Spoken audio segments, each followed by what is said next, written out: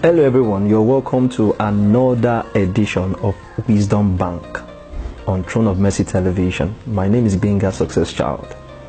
And today we'll be looking at a topic I call dealing with rejection. Dealing with rejection.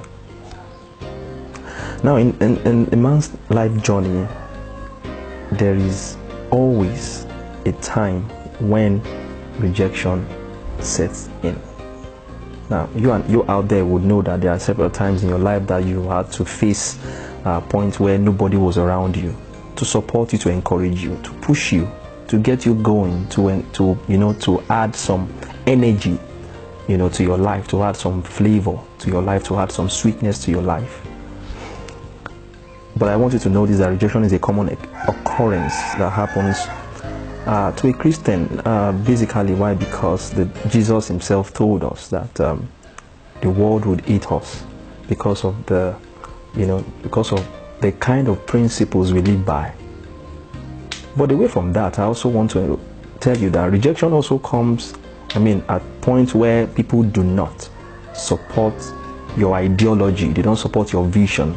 So you find yourself stranded, you find yourself alone, all alone, just in the desert of, loneliness, and you find yourself wondering if truly you were really right about that particular idea or that particular thing that separated you from people or that made people reject you. It could be your boss, it could be your boss, it could be your church, it could be your family, it could be your friends, those you trust to be there for you.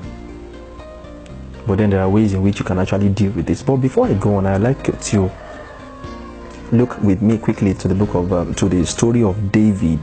The Bible recorded that David served in the palace of the king, and after some time, a lot of storm. There was storm in the palace. There was storm against his life. There were attacks and challenges, and the Bible says that David ran away because the king was after his life. Of course, his family was in the way. Everybody, just went away from his life.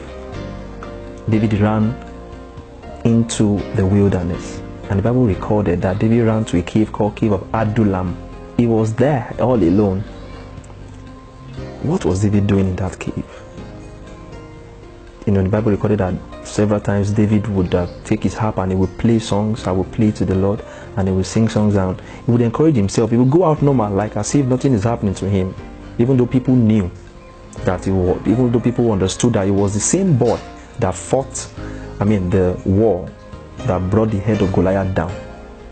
That story went on to tell us that while David was in that cave, about 300 to 400 men who were also faced in that situation, outcast, men who were rejected, they joined him and they became the best friends around David. Okay, so where am I going to today?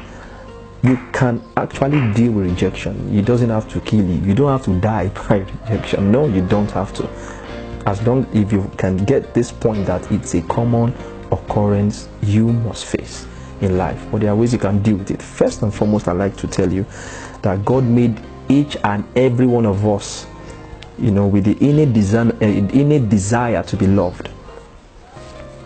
So the first point you must know in dealing with rejection is that you must accept the truth that God made you beautiful and wonderful. There must be an acceptance within you that you are not strange, that you are not from out of space. No, you're wonderfully and fearfully made by God. You must accept that fact within you. Number two is you must reject any thoughts, any negative words or action that run contrary to the word of the Lord as regarding who you are. Who you are. You are not different. You are actually blessed. You are not different. You are actually blessed. Probably because the people don't see you, they don't know what you carry, they don't understand where you're coming from. So you must actually reject any negative thoughts that comes to your head that tends to align you with their thinking, and that tends to align you with the fact that you are worthless. Number three is this: you must accept the fact that God created you for a special purpose.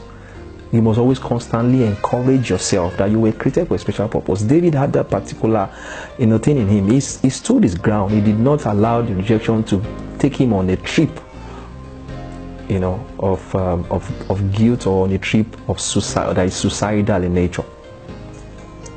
Lastly, you must take yourself out to engage in physical activities that would bring out the best in you. Now this is what I want you to say with me right now. Tell yourself that I am accepted and not rejected. I am accepted and not rejected. Until next time, stay wise. Bye-bye.